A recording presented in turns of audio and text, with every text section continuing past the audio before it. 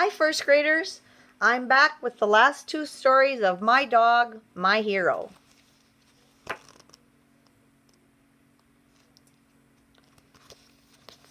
The first one is Little Bit. It's a miracle that I'm able to be here tonight. I'll be 93 years old tomorrow, and my knees are tight with arthritis. It hurts to sit in this wheelchair, but I'll do it for the one who saved my life. It's all because of one cold, wet nose, a trembling paw, a little ball of fur named Little Bit. I came to Heavenly Manor in an ambulance.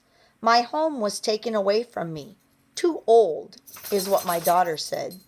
Too old is what everyone said. Every time someone said too old, I gave up a little bit. I stopped crocheting the baby blankets that I sold at the Mountain Crafts store. I stopped taking care of my azaleas in the backyard.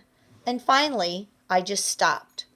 So first graders, I think Heavenly Manor is a nursing home, and she's 93, and her family decided that she couldn't live in her home anymore, and she had to go live in the nursing home. And she's not liking that very much. And when she talked about taking care of her azaleas in the backyard, azaleas are a type of flower. There's plenty to do here at Heavenly Manor, the nurse Jane would say, but all I did was watch TV. I tried to remember my house, my backyard with the azaleas, but slowly the memories began to fade. You need to eat, Miss Ophelia. It's a pretty day outside. You need to drink some water now.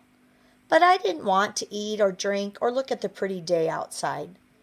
I don't know how long I sat, probably close to 2 months. Someone fed me and wheeled me in front of the TV, but there seemed to be nothing to live for. One Wednesday, as I sat and looked at The Price is Right, I felt something cold on my hand, cold and wet. I didn't look. Go on, I said. Go on like everyone else. I pulled back my hand, but all week I kept thinking of the memory of that cold, wet nose, and I realized that cold, wet nose was the first time anyone or anything had touched me in a long time. First graders, who do you think the cold, wet nose belongs to? The next Wednesday they wheeled me out to the happy room again, and I sat watching The Price is Right, and I felt it again, that cold, wet nose pushing on my hand. Shoo, you, I said. I don't have anything for you. The nose didn't leave, and this time I could feel the breath blowing on my hand. The next Wednesday I wheeled myself out early and sat close to the door. When The Price is Right came on, I watched the door. Wheel of Fortune started. The dog wasn't coming, I thought, and just when I had decided to give up, I felt it again, a cold, wet nose. This time I didn't move my hand and felt the coldness and wetness of the nose. Then the nose pushed under my hand, and I felt a soft, furry head. Warmth on my hand, breath and life. All of a sudden I remembered how I had felt in my backyard digging in the dirt, planting my flowers. The next day I got dressed. So that means she'd been coming out in her wheelchair in her pajamas. But now she cares enough to get dressed. I look forward to Wednesdays now when Little Bit comes to visit. The girl from the Petmobile is friendly and reminds me of my youngest grandchild, Sarah. When Jane saw the sweater that I had crocheted for Little Bit, she asked me to make one for her dog, Pokey. I think I'm back in business. Every Wednesday, Little Bit heads for me first. She's a small dog, soft brown hair, sleek and shiny, with one white paw, cold, wet nose, soft brown head, warm body. Some of the dogs that they bring do tricks or run around from person to person. But Little Bit just sits. She rests her head on my lap and looks up at me with big brown eyes.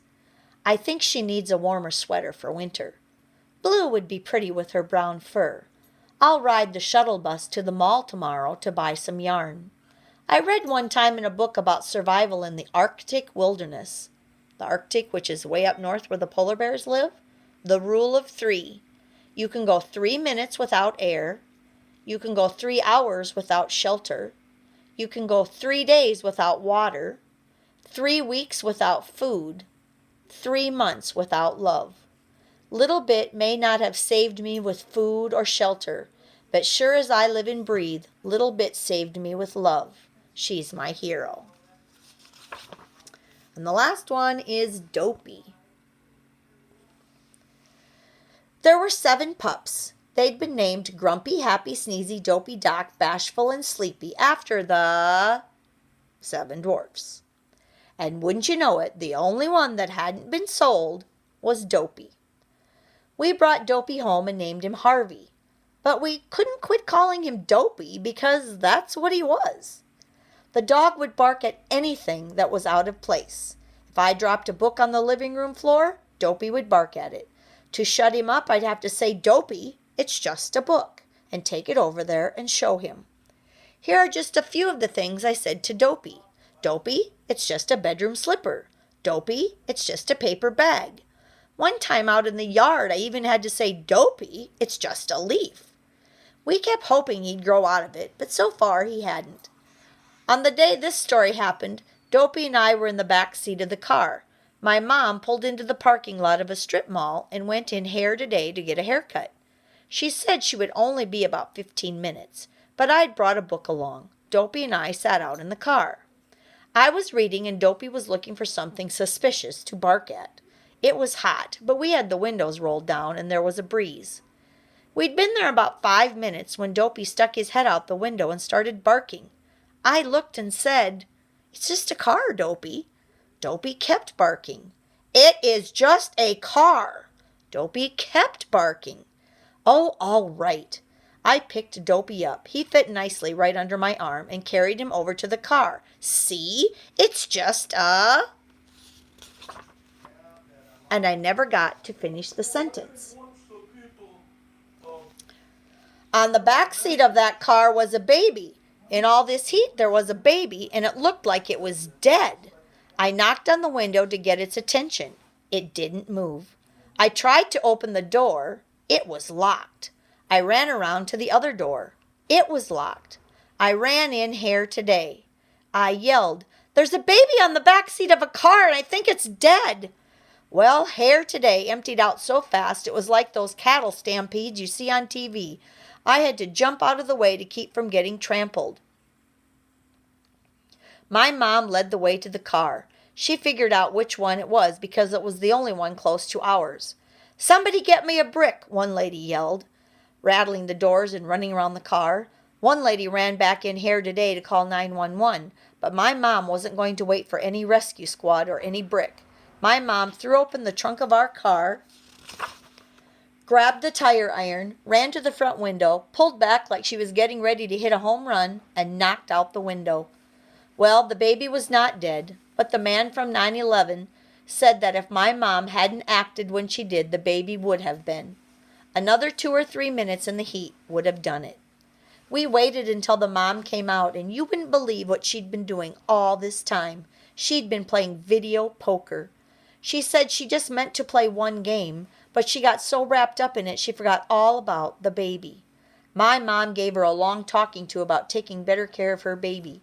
Why, if my dog hadn't barked and if my son hadn't gone to see what the trouble was, you wouldn't even have a baby. So that was how Dopey became a hero. Some people might think Dopey was just barking for the pleasure of it, but I don't believe that. I believe Dopey knew there was a baby in that car, and the baby was in real trouble.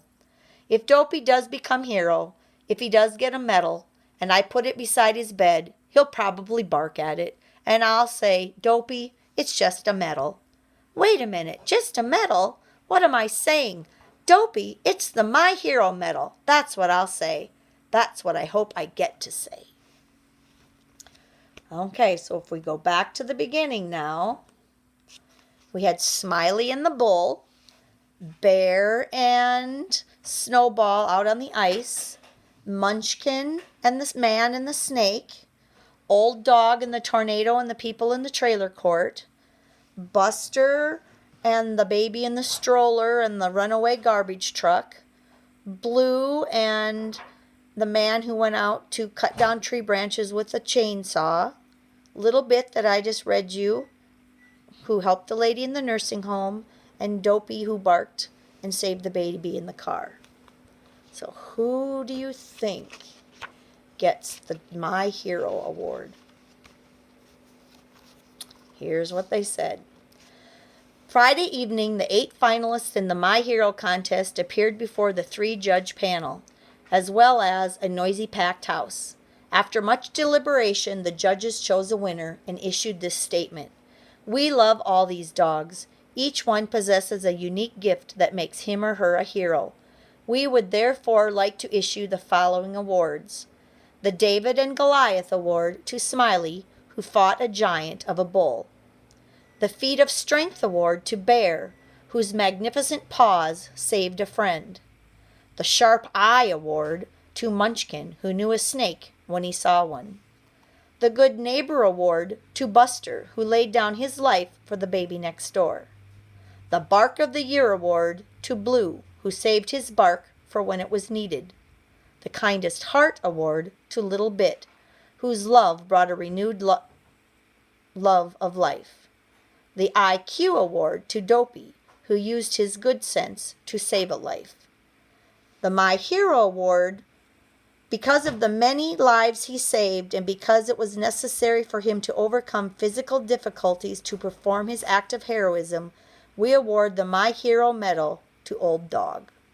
Because remember, old Dog was blind, and it was hard for him to get around, and he was old, and he saved 26 people in the trailer court after the tornado. So that's the end. If you've listened to all the stories, you can go on AR and take a quiz over this book. Good luck.